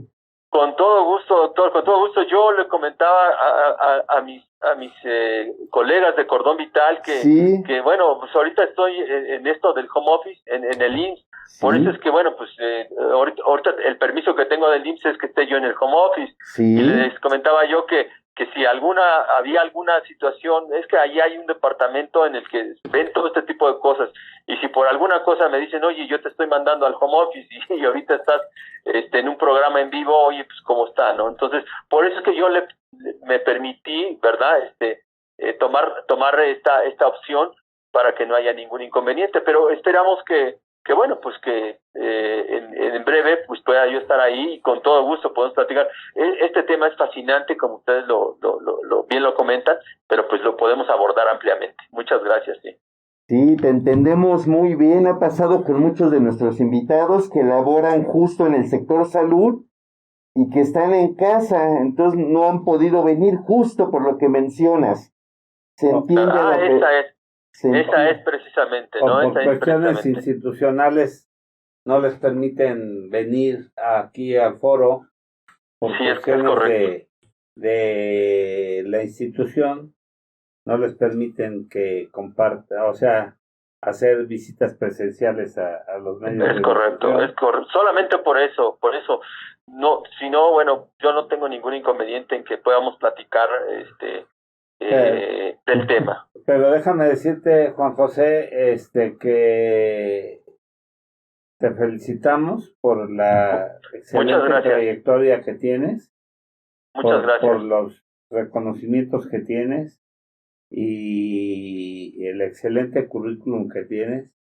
Gracias. Eso habla muy bien de que existen mexicanos como tú que, wow, ojalá y que están estudiando y que están investigando de manera muy, muy ética. Dios quiera que los protocolos que están proponiendo sean parteaguas para la cuestión de la leucemia y que México sea el pionero en la cura para esto y pues no en busca de un Nobel o algo, sino en busca de la cura de este flagelo, sobre Claro, todo porque está pegándole mucho a la edad infantil es de correcto, manera doctor. muy intensa y que mandamos pues las mejores eh, vibras para que Gracias. sus protocolos, sus estudios den una verdadera solución. Aquí te vamos a hacer llegar un reconocimiento Muchísimas que, gracias, doctor. y también te vamos a hacer llegar una taza conmemorativa de aquí del programa, Gracias, gracias. para que pues cuando menos te tomes tu café, tomes con una taza de café del El que programa, me gusta mucho, doctor. Gracias. y te mandamos un abrazo virtual Igualmente, doctores, y de sigue verdad, un abrazo. por este sendero Ah, del estudio, de la investigación y que sepan que México también tiene grandes investigadores y grandes científicos como tú. muchísimas gracias, doctores. De verdad les agradezco mucho la invitación. Agradezco mucho a Cordón Vital porque pues a través de ellos me hicieron del conocimiento de que bueno, pues que ustedes me hicieron el favor de invitarme allí a su programa de radio. Y bueno, pues aquí estamos, ¿no? Vamos a seguir trabajando muy duro con la idea de que podamos encontrar mejores condiciones para nuestros pacientes, ellos son precisamente los que nos impulsan a seguir en este ajetrear diario, ¿no? Este trabajo que ha sido bien complicado, pero que nos gusta y que sabemos que a final de cuentas va a ser en beneficio de ellos, ¿no? Entonces, pues por eso estamos aquí. Y pues les agradezco muchísimo el tiempo y la invitación. Muchas gracias. Esperemos que vuelvas a estar pronto con nosotros. Muchas Con todo gracias. gusto, cuando ustedes deseen, con todo Gracias. gusto platicamos. Gracias. Muchas gracias, hasta luego. Gracias, doctores, que estén muy bien, ¿eh? Un abrazo a todos. Gracias. Felicidades a todos los obstetras, ginecobstetras, como nuestro amigo Gabriel, a Jaime Cleman, que nos habló que estaba en cirugía. Jaime, te felicitamos de todo corazón, amigo. Sabemos que tu trabajo a veces les impide. Jaime trata de programar sus cirugías, pero pues es una profesión que les impide a veces estar con nosotros. Gabriel venía de una cirugía y entonces pues muchas felicidades por su noble labor de traer a otros mexicanos que nos ayudan con la deuda externa. Entonces, pues muchas felicidades a ellos que Dios les dé mucha vida, a toda la gente que nos hace el favor de seguirnos, y ¿eh? Y las redes sociales. Y nos pueden escuchar por todas las redes sociales, como Salud para Todos Radio Online, en Facebook, en Twitter, en YouTube, Instagram, en Spotify, y en todas las tiendas digitales, como Salud para Todos Radio Online. Y esta cabina está iluminada por cortesía de Cabildo Iluminación, Dolores 39D, teléfono 55 15 43 59 32, correo Cabildo Iluminación, gmail, @gmail.com, iluminación para todo tipo de espacios. Y gracias a mis compañeros, el doctor Rojas Posero y el doctor Fernando Castillo, por haberme acompañado aquí en la conducción de este programa, y a toda la gente que nos hizo favor de comunicarse con nosotros, a Sai y a Jesús, que nos hacen favor de producir este programa. Que tengan un excelente día y un mejor fin de semana. Muchas gracias. Gracias, hasta luego.